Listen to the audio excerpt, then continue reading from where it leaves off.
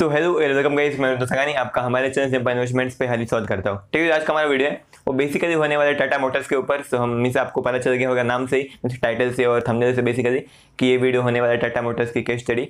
और इसमें आपको बताने वाले कि टाटा मोटर्स इतना नीचे गिर क्यों रहा है, कब जाके ऊपर जाएगा, प्रॉब्लम क्या होने वाली है। और मीन्स आपको ये जो वीडियो है उसमें हम आपको टाटा मोटर्स के बारे में बहुत सारे अलग अलग फैक्ट बताने वाले हैं जिनके बारे में ना आपने कभी सुना होगा ना ही कभी आपने देखा होगा। आपको क्या लगता है कि ट्रक्स बेच के, टेम्पो बेच के, नैनो बेच के टाटा मोटर को प्रॉफिट होता है? जी हाँ, नैनो बेच के प्रॉफिट होता है? ऐसा तो बिल्कुल नहीं है। आपको क्या लगता है टाटा मोटर का शेयर प्राइस गिर रहा है? क्यों गिर रहा है? नैनो की वजह से गिर रहा है? बिल्कुल नहीं, नैनो के वजह से तो गिर रहा है, लेकिन साथ ही साथ नैनो के साथ और भी बहुत सारी प्रॉब्लम है जिसकी वजह से गिर रहा है। ठीक है, और ऐसे बहुत सारे फैक्ट है जिसके बारे में हम आपको बताने वाले हैं। ठीक है, बहुत सारे फैक्ट है। आपको क्या लगता है कि जो टाटा मोटर्स का जो मेन रेवेन्यू है इंडिया में से आता ही नहीं है, बाहर के देश में से आता है। ठीक है, सो सबके बारे में आज हमको बताने वाले हैं। और ये जो पूरी वीडियो है आप थोड़ा सा भी मिस मत करना। ये वीडियो मेरे हिसाब से थोड़ी लंबी होने वाली है क्योंकि हम पूरा डिटेल्ड ओवरव्यू बनाने वाले हैं। लेकिन आप पूरा देखना, मैं यकीन के साथ बोलता हूँ कि अगर आपने पूरा वीडियो देखा तो आपको टाटा मोटर की पूरी कहानी समझ में आएगी। अगर आपको एक बार कहानी समझ में आई तो प्रॉब्लम भी समझ में आएगी, और अगर एक बार प्रॉब्लम समझ में आई तो आप उस पर प्रॉफिटेबली ट्रेड कर सकते हो। क्योंकि प्रॉब्लम समझ में आ गई तो जो प्रॉब्लम कभी कम हो सकती है तभी आप ट्रेडिंग कर सकते हो। आप बहुत अच्छा प्रॉफिटेबल ट्रेडिंग कर सकते हो। और साथ ही साथ कभी ऐसा कोई साइन देखने मिला जिससे लगता है कि जो प्रॉब्लम है वो कम होती जा रही है, तो आप तभी उसमें इन्वेस्ट भी कर सकते हो। ठीक है, सो ये वीडियो प्लीज पूरी देखना, थोड़ी सी भी स्किप मत करना, क्योंकि आपको पता है कि जो आधी नॉलेज होती है वो बेसिकली बहुत ज़्यादा खतरनाक होती है, बहुत भयानक होती है। ठीक है, सो आपको पूरा वीडियो देखना है। ठीक है, सो अभी चालू करते हैं आज का हमारा वीडियो। लेकिन उसके पहले अगर आपने हमारे चैनल को अभी तक सब्सक्राइब नहीं किया तो फटाक सब्सक्राइब कर दीजिएगा, क्योंकि हम ऐसी वीडियो लाते रहते हैं। ऐसी हमने और भी बहुत सारी केस स्टडी बनाई है। हमने येस बैंक के ऊपर बनाई है, आईटीसी के ऊपर बनाई है, और बेसिकली अभी टाटा मोटर्स के ऊपर बना रहे हैं, और आगे भी सोचा है हमने और भी बनाएंगे, वोडाफोन आइडिया के ऊपर भी बनाई है हमने। ठीक है, सो प्लीज़ वो सब देख लेना। वो सब के लिंक ऊपर आई बटन में, जो केस स्टडी वाली पूरी प्लेलिस्ट है उसका लिंक ऊपर आई बटन में आप देख सकते हो। ठीक है, सो चालू करते हैं आज का मैं वीडियो। सो ये जो वीडियो बनाने का आइडिया मुझे कब आया? ये वीडियो बनाने का मुझे आइडिया तब आया जब मुझे पता चला कि जो टाटा मोटर्स के जो मैनेजमेंट है बेसिकली उन्होंने एक अनाउंसमेंट की थी। उन्होंने कहा था कि अगर आने वाले 3 साल में हम टाटा मोटर्स को डेप्ट फ्री कर देंगे। जी हाँ, टाटा मोटर्स के ऊपर हज़ारों करोड़ का डेप्ट है। इतना सारा डेप्ट तकरीबन 1.2 लाख करोड़ का डेप्ट तकरीबन टाटा मोटर्स के ऊपर। और उन्होंने कहा है कि 3 साल में हम इसको डेप्ट फ्री कर देंगे। हाँ भाई, रिलायंस ने तो ऐसा करके दिखाया क्योंकि रिलायंस के पास जियो था और सब लोग जियो में इन्वेस्ट करना चाहते थे। लेकिन टाटा मोटर्स के पास क्या है? नैनो। सो भी देखते हो लोग ऐसे कैसे कर पाते हैं। लेकिन उसके पहले अगर आप देखोगे कि ये जो टाटा ब्रांड है ये बहुत बड़ा ब्रांड है। तो टाटा ब्रांड की ऐसी कोई कंपनी मीन्स टाटा मोटर्स ये सिचुएशन में आई कैसे? उसके पास इतना ज़्यादा डेप्ट हुआ ही कैसे? मीन्स उसमें इतनी प्रॉब्लम्स आई कैसे, और प्रॉब्लम्स है क्या बेसिकली? ठीक है, सो हम आज के वीडियो में यही जानने की कोशिश करेंगे कि प्रॉब्लम है क्या और प्रॉब्लम आई कैसे और ये कैसे सॉल्व हो सकती है। सो अभी ये प्रॉब्लम समझने के लिए हमें जाना पड़ेगा टाइम में थोड़ा पीछे। हमें जाना पड़ेगा 2008 में। 2008 में जो हमारे टाटा मोटर्स हैं उन्होंने एक कंपनी खरीदी थी। एक नॉर्मल कंपनी थी, वो बेसिकली एक स्ट्रगलिंग यूके की कंपनी थी। यूके यानी यूनाइटेड किंगडम। जी हाँ, टिगुना लगान वाले लोग, जी हाँ वो गोरे लोग, उनकी कंपनी थी बेसिकली यूके वाली। सो बेसिकली उनकी जो कंपनी थी इसको बेसिकली हम बोलते हैं JLR यानी जैगुआर लैंड रोवर। मीन्स आपने बहुत सारे पोस्ट भी देखे होंगे, इंस्टाग्राम पे देखे होंगे, फेसबुक पे देखे होंगे कि जैगुआर और जो लैंड रोवर कंपनी है उन दोनों का मालिक टाटा मोटर्स है बेसिकली। सो हाँ, ये बिल्कुल सही है। सो बेसिकली जो टाटा मोटर्स है उन्होंने 2008 में उस कंपनी को खरीदा था। तभी मीन्स उसकी जो सिचुएशन थी बहुत ख़राब थी। जो जैगुआर लैंड रोवर थी वो मीन्स बेसिकली पूरी एक ही कंपनी है, तो उनकी सिचुएशन बहुत ख़राब थी, वो बराबर से प्रॉफिट नहीं कमा पा रहे थे, और उसके मालिक ने उसको बेचने का सोचा। और तभी टाटा मोटर्स ने सोचा कि हम इसको खरीद लेते हैं, ताकि मीन्स बाद में हम कुछ ना कुछ करेंगे, ऐसे जादू करेंगे हम बेसिकली, ताकि ये टर्न अराउंड हो जाएगी। और टर्न अराउंड हो गया तो बेसिकली जो इसका वैल्यूएशन बढ़ जाएगा, प्रॉफिट बढ़ जाएगा, और हमें ये प्रॉफिट कमाने में बहुत अच्छे से मदद कर सकती है। सो उन्होंने इसे खरीद लिया। कितने में खरीदा? 10,000 करोड़ में खरीदा। एंड देन उसके बाद एक्सपेक्ट किया कि भाई ये टर्न अराउंड हो जाएगी, यानी जो कंपनी थी वो नीचे जा रही थी वापस से भी ऊपर जाने लग जाएगी, ऐसा सोच रहे थे वो लोग। और ऐसा हुआ भी। जी हाँ, ऐसा हुआ। वो कंपनी टर्न अराउंड हो गई। वो कंपनी टर्न अराउंड तो हुई है, लेकिन कुछ ज़्यादा खतरनाक टर्न अराउंड हुई। इतनी खतरनाक टर्न अराउंड हुई कि जो टाटा मोटर्स का जितना भी पैसा है, जितना भी रेवेन्यू है, उसका एक बहुत बड़ा हिस्सा, जी हाँ टाटा मोटर्स के रेवेन्यू का एक बहुत बड़ा हिस्सा JLR से आता है। जी हाँ, आपको क्या लगा था नैनो से आता है, टेम्पो से आता है, ट्रक से आता है? बिल्कुल गलत, JLR से आता है। तो यहाँ पे मैं परसेंटेज बताना चाहूँगा कि जो टाटा मोटर्स का जितना भी रेवेन्यू है उसका 80%, जी हाँ 80% रेवेन्यू JLR से आता है। ठीक है, सो अभी टाटा मोटर्स में प्रॉब्लम क्या हुई है उसको समझने के लिए हमें JLR को समझना पड़ेगा, क्योंकि भाई टाटा मोटर्स का मीन्स इसका जितना भी प्रॉफिट है, उसका जितना भी पैसा है, वो मेनली JLR से आता है। तो जितनी प्रॉब्लम रहेगी वो मेनली JLR से ही होगी, क्योंकि अगर नैनो के साथ प्रॉब्लम होती जो कि हुई थी, तो मीन्स उसका इतना कुछ मैटर पड़ता ही नहीं कंपनी के ऊपर, क्योंकि उसका 80% पैसा JLR से आता है। सो अभी इसलिए प्रॉब्लम को समझने के लिए हमें JLR को समझना पड़ेगा। सो अभी JLR को समझने के लिए, वो बेसिकली इंडिया की कंपनी तो है नहीं, वो बेसिकली बाहर की कंपनी है, यूके की कंपनी है। यूके यानी यूनाइटेड किंगडम, वो बेसिकली EU का हिस्सा था। EU यानी यूरोपियन यूनियन, यानी बेसिकली यूरोप के जितने भी देश है लोग सब लोग का एक यूनियन है, उसको लोग बोलते हैं यूरोपियन यूनियन, ठीक है। सो जो यूके था, यूनाइटेड किंगडम्स था, वो बेसिकली EU का हिस्सा था, यूरोपियन यूनियन का। और जो JLR कंपनी थी वो बेसिकली अपने जितने भी कार बेचती थी वो मेनली मीन्स इंडिया में नहीं बेचती थी, वो यूके में बेचती थी, EU में बेचती थी, चाइना में बेचती थी, अमेरिका में बेचती थी। सो इसलिए उसकी जो सबसे ज़्यादा सेल्स थी वो EU में ही थी, उसकी 21% सेल्स EU में थी और 33% सेल्स चाइना में थी, ठीक है। हम चाइना की बात करेंगे, लेकिन उसके पहले हम EU की बात कर देते हैं, क्योंकि कंपनी बेसिकली EU में बनी है। सो EU में हुआ क्या, EU में हुआ ब्रेक्सिट।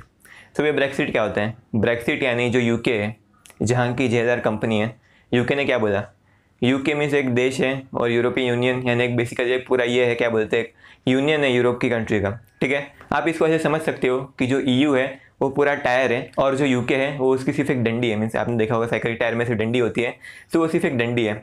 सो ये यूके ने क्या बोला, यूके बोलता है कि मेरे को अभी EU का हिस्सा नहीं बनना है, मैं EU को छोड़ रहा हूँ, यानी मैं ये जो यूनियन है यूरोप का उसको मैं छोड़ रहा हूँ। बेसिकली कुछ वजह थी जिसकी वजह से यूके ने ऐसा डिसीजन दिया कि मैं EU को छोड़ रहा हूँ। सो भी इससे क्या होता है, इससे JLR पे क्या असर पड़ेगा? इससे JLR पे असर ये पड़ता है कि JLR थी वो बेसिकली यूके की कंपनी थी और उसकी जो सेल्स थी वो पूरी EU में थी और उसकी 21% सेल EU में थी और उसका जितना भी रॉ मटेरियल था उस रॉ मटेरियल का 50% हिस्सा EU की कंपनियों से आता था। सो मीन्स बात यहाँ पे ये आती है कि जो EU था उसका जो टैक्स था, उसका जो टैरिफ था, उसका ट्रेड लॉ था, वो सब अलग अलग था। सो अभी यूके उसका हिस्सा नहीं बनना चाहता है। सो अगर वो EU से निकल गया सो उसको बेसिकली नए ट्रेड लॉ बनाने पड़ेंगे, नया टैरिफ इंट्रोड्यूस करना पड़ेगा, नया टैक्सेस लाने पड़ेंगे। सो ये सब चेंजेस की वजह से जो इसका जो रॉ मटेरियल का जो सप्लायर थे वो सब EU में थे, इसकी सेल्स थी वो EU में बहुत ज़्यादा थी, जिसकी वजह से इसको थोड़ा तकलीफ होने लग गया। वो तकलीफ क्या होने लग गया? वो तकलीफ ये होने लग गया कि बेसिकली जो टैक्सेस थे वो दोनों जगह पे अलग अलग थे, या फिर पहले से टैक्सेस बढ़ गए थे जिसकी वजह से थोड़ी तकलीफ होने लग गई। लेकिन जो मेन तकलीफ थी वो आई करेंसी फ्लक्चुएशन की वजह से। अब ये करेंसी फ्लक्चुएशन क्या होता है वो मैं आपको बताता हूँ, लेकिन जो पहली तकलीफ थी वो यही थी कि जब भी ब्रेक्सिट का पहला वोट हुआ, ब्रेक्सिट का यानी यूके को EU से अलग होना है, इसका सबसे पहले वोट दिया गया, तभी जो पाउंड था वो यूरो के सामने 10% गिर गया। तो ये यूरो क्या होता है? यूरो ये EU का एक करेंसी है। यूरो यानी बेसिकली जो EU यानी यूरोपियन यूनियन है बेसिकली उसमें चलता है यूरो, और जो यूके उसमें चलता है पाउंड। सो अभी जैसे ये पहला वोट आया ब्रेक्सिट का, सो वैसे ही जो पाउंड है यानी जो यूके का जो करेंसी है वो जो EU का जो करेंसी है जिसको हम यूरो बोलते हैं उसके सामने गिर गया, यानी उसकी कीमत 10% कम हो गई यूरो के सामने, ठीक है। सो भी इससे असर क्या पड़ सकता है? इससे असर ये पड़ सकता है क्योंकि JLR थी उसका 50% रॉ मटेरियल कहाँ से आता था? EU से आता था। सो अभी JLR ने क्या किया था? JLR ने बहुत सारा माल पहले से ही EU से लेके रखा था, यानी EU वाली कंपनियों से लेके रखा था। सो अभी EU वाली कंपनी से लेके रखा था और उनको कहा था कि मैं आपको पैसा बाद में दे दूंगा, लेकिन तभी अचानक से ब्रेक्सिट हो गया जिसकी वजह से ये जो उनकी करेंसी थी यानी जो JLR के जो देश था उसकी करेंसी 10% गिर गई। तो अभी इनकी करेंसी गिर गई, तो इसका मतलब ये हुआ कि जो उनकी करेंसी थी, जो EU की जो करेंसी थी, जिन कंपनियों से इन्होंने उधार लिया था उसकी करेंसी ऊपर चली गई, जिसकी वजह से उनको ज़्यादा पैसा देना पड़ा। तो इसको आप कैसे समझोगे? इसको मैं और भी समझाता हूँ। समझिए आपको कोई दोस्त है, वो रहता है अमेरिका में, आप रहते हो इंडिया में, बराबर। सो अभी उसने आपको लोन दिया, कितने का लोन दिया? $10 का लोन दिया, ठीक है। जब भी उसने आपको लोन दिया तभी डॉलर की कीमत क्या थी? $1 की कीमत थी तभी 70 रुपया। समझ आया? मैं सिर्फ एग्जांपल के लिए कि तभी जब भी उसने लोन दिया आपको $1 की कीमत थी 70 रुपया, यानी उसने आपको $10 का लोन दिया, इसका मतलब उसने आपको 700 रुपया उधार दिया, ठीक है। लेकिन उसके कुछ समय बाद जब आपका लोन वापस चुकाने की बारी आई तब जो रुपये का जो प्राइस था, रुपया डॉलर के सामने गिर चुका था। सो रुपये गिर चुका था, इसका मतलब रुपये की कीमत डॉलर के सामने कम हो चुकी थी। कितनी हो चुकी थी? 75 रुपया। हम एग्जांपल के देते हैं, ठीक है। सो अभी $1 इज इक्वल टू 75 रुपया हो गया। सो अभी हुआ क्या? उसने आपको $10 का लोन दिया था, आपने उसे $10 उधार दिए थे। सो अभी आपको पैसा वापस करना है। सो उसने आपको 700 रुपया दिया था, लेकिन अभी आपको वापस से उसको पैसा देने के लिए, आपको वापस से उसको $10 देने के लिए आपको 750 रुपये देने पड़ेंगे, क्योंकि अभी $1 की कीमत हो चुकी है 75 रुपया, ठीक है। सो ऐसा ही हुआ था JLR के साथ। इसी वजह से JLR को बहुत बड़ा नुकसान हो गया था। इसकी वजह से यानी सिर्फ करेंसी फ्लक्चुएशन की वजह से JLR को तकरीबन 2300 करोड़ का नुकसान हो चुका था। सो अब ये सब बात तो हुई थी, मीन्स इसको तकरीबन 2300 करोड़ नुकसान तो हो गया करेंसी फ्लक्चुएशन की वजह से। लेकिन उसके बाद जो यूके की जो इकोनॉमी थी वो बेसिकली गिरने लगी। क्यों गिरने लगी? क्योंकि मीन्स वो इतना बड़ा डिसीजन ले रहे हैं, वो जो अपना EU था, उसका जो पूरा यूनियन था, उससे अलग हो रहा है, जिसकी वजह से उसकी थोड़ी प्रॉब्लम आने लग गई, जिसकी वजह से उसकी इकोनॉमी में थोड़ी प्रॉब्लम आने लग गई, जिसकी वजह से उसकी इकोनॉमी गिरने लग गई, जिसकी वजह से जो JLR का जो सेल्स था, JLR का जो सेल्स UK में था वो गिरने लग गया, जिसकी वजह से जो कंपनी का जो प्रॉफिट था उस पर असर पड़ने लग गया। ये तो हुआ था, लेकिन उसके साथ साथ एक और भी चीज़ हुई थी। वो एक और चीज़ क्या हुई थी? एक और चीज़ ये हुई थी क्योंकि जो वॉक्सवैगन का जो एमिशन स्कैंडल था, यानी जो वॉक्सवैगन का एमिशन घोटाला था बेसिकली, वो लोगों के सामने आ चुका था। सो ये चीज़ हुई। मीन्स आप ऐसा बोल सकते हो कि जो वॉक्सवैगन कंपनी थी उसने जो जितने भी इंजन बनाए थे अपनी कार के लिए, उसने कहा था कि हमारा जो इंजन है वो ज़्यादा माइलेज देगा, वो जो इन्वायरमेंट है उसको थोड़ा कम हार्म करेगा। लेकिन असली में जब उसका टेस्ट हुआ, यानी कुछ सालों बाद, यानी तकरीबन 10 से 15 साल बाद जब वापस उसका टेस्ट हुआ, असली में जब उसका टेस्ट हुआ तब पता चला कि वो जो इन्वायरमेंट है उसको बहुत ज़्यादा हार्म करता है, और जो वॉक्सवैगन कंपनी थी उसने झूठ बोला था। ठीक है, सो ये जो वॉक्सवैगन कंपनी थी वो बेसिकली EU की थी, सो इसलिए EU को थोड़ा सख्त होना पड़ा। मीन्स जो EU था वो मोर इको फ्रेंडली तरीके की तरफ उसको स्विच करना पड़ गया, जिसकी वजह से मीन्स उन्होंने जो डीजल कार थी उस पर थोड़ा सा इंसेंटिव दिया था। अब इंसेंटिव क्या होता है? अगर समझ जाए आपकी जो सरकार है, अभी समझ जाए भारत सरकार है, वो चाहती है कि आप पेट्रोल के बजाय डीजल कार का इस्तेमाल करो। सो अभी वो आपको जो डीजल का प्राइस है उसको थोड़ा कम कर सकती है, टैक्स कम लेके। सो अभी सरकार बेसिकली डीजल का टैक्स कम कर सकती है, यानी डीजल का प्राइस कम कर सकती है, या फिर जो डीजल कार होती है उस पर टैक्स कम कर सकती है, जिसकी वजह से उसका प्राइस कम हो सकता है और आपको सस्ते मिल सकते हो गाड़ी। ठीक है, तो सरकार अगर चाहती है कि आप ये पर्टिकुलर चीज़ इस्तेमाल करो, सो सरकार आपको कुछ इंसेंटिव देगी, यानी आपको कुछ लालच देगी, बेसिकली आपके सामने ऐसा कुछ रखेगी जिसकी वजह से आप उस चीज़ की तरफ भागे चले जाओगे। सो ये जो EU थी उसने वैसे ही किया था, उसने जो डीजल कार थी उस पर थोड़ा इंसेंटिव दिया था, लेकिन जब ऐसा स्कैंडल हुआ तो तभी EU ने, जो उसका पूरा यूरोपियन यूनियन था, उसने थोड़ा और इको फ्रेंडली वे की तरफ स्विच कर दिया, और उसने जो कम पोल्यूशन वाली गाड़ियाँ थी उसको इंसेंटिव देना चालू कर दिया। इससे असर ये पड़ा कि JLR थी वो सिर्फ और सिर्फ डीजल कार बनाती थी, और यूरोपियन यूनियन यानी EU था उसमें 90% कार डीजल कार थी। सो अभी इससे असर ये पड़ा कि जो EU थी उसने थोड़ा टैक्स मीन्स ज़्यादा देना चालू कर दिया, क्योंकि मीन्स वो लोग पहले इंसेंटिव दे रहे थे, यानी लोगों को लालच दे रहे थे, लेकिन अभी वो लोगों को देने की जरूरत नहीं है। सो लोग ने लालच देना बंद कर दिया, यानी पैसा लोगों को देना बंद कर दिया, जिसकी वजह से JLR की जो कार की प्राइस थी वो ज़्यादा हो गई, या फिर जो डीजल का प्राइस था वो बढ़ने लग गया, जिसकी वजह से उसकी सेल्स में थोड़ी कमी आई। अगर मीन्स कार की प्राइस बढ़ेगी अपने आप, सरकार टैक्स बढ़ाएगी, जिसकी वजह से मीन्स उसकी जो सेल्स है उसमें कम आने वाले हैं। सो इसकी वजह से JLR की थोड़ी सेल्स थी उस पर असर पड़ी, और साथ ही साथ JLR ने क्या सोचा कि अभी उसको EU में बिजनेस करना है, उसका 21% सेल EU से आता है। सो अभी उसने क्या सोचा कि हम थोड़ी और इको फ्रेंडली गाड़ी बनाएंगे, जिससे, क्योंकि मीन्स जो सरकार है, EU की जो सरकार है बेसिकली, वो दूसरी गाड़ी पे भी फिलहाल इंसेंटिव दे रहे हैं, यानी वो दूसरी गाड़ी सस्ती हो गई है, सो हम वैसी गाड़ी बनाएंगे। सो अभी वैसी गाड़ी बनाने के लिए उनको अपने प्लान में बहुत सारी चेंजेस करनी पड़ी, जिसकी वजह से बहुत सारी इन्वेस्टमेंट लगा उनको, जिसकी वजह से उनको बहुत ज़्यादा लोन लेना पड़ गया। सो अभी लोन लेंगे तो उनको इंटरेस्ट चुकाना पड़ेगा। सो अभी इंटरेस्ट चुकाते चुकाते उनका प्रॉफिट था वो बहुत कम बचने लग गया। ठीक है, सो अभी बात यहाँ तक पहुँची थी, लेकिन उसके साथ ही साथ जो JLR था उसको एक और झटका लगा। कहाँ से लगा? चाइना से लगा। उसको मीन्स जो चाइना थी उसकी पॉपुलेशन बहुत ज़्यादा थी, और वो लोग को बेसिकली बहुत ज़्यादा लग्जरी कार का मीन्स वो लोग को क्या बोलते हैं, पागलपन है। सो ये जो JLR था, यानी जो हमारे जैगुआर लैंड रोवर था, उसके लिए जो चाइना थी वो एक बहुत बड़ी मार्केट थी।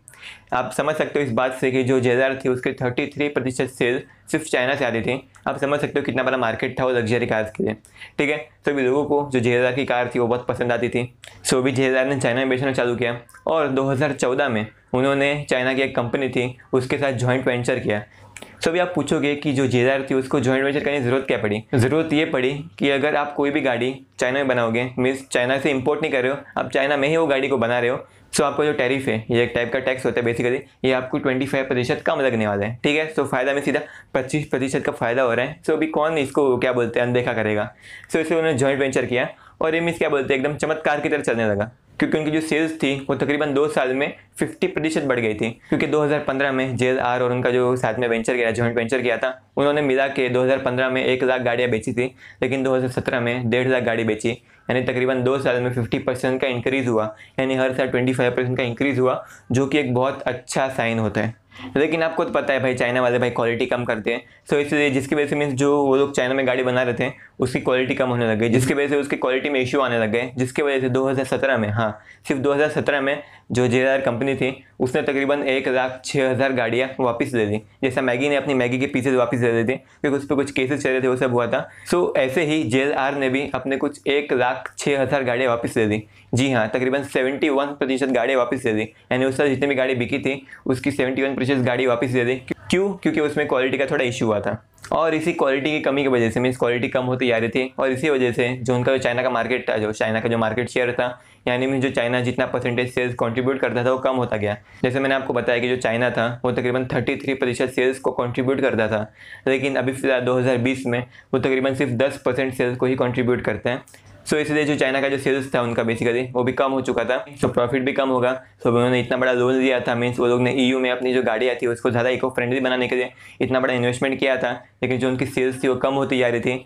सो अभी उनका प्रॉफिट भी कम होते जाएगा। सो अभी इंटरेस्ट कहाँ से देंगे वो लोग, लेकिन फिर भी कुछ ना कुछ करके इंटरेस्ट निकल रहा था।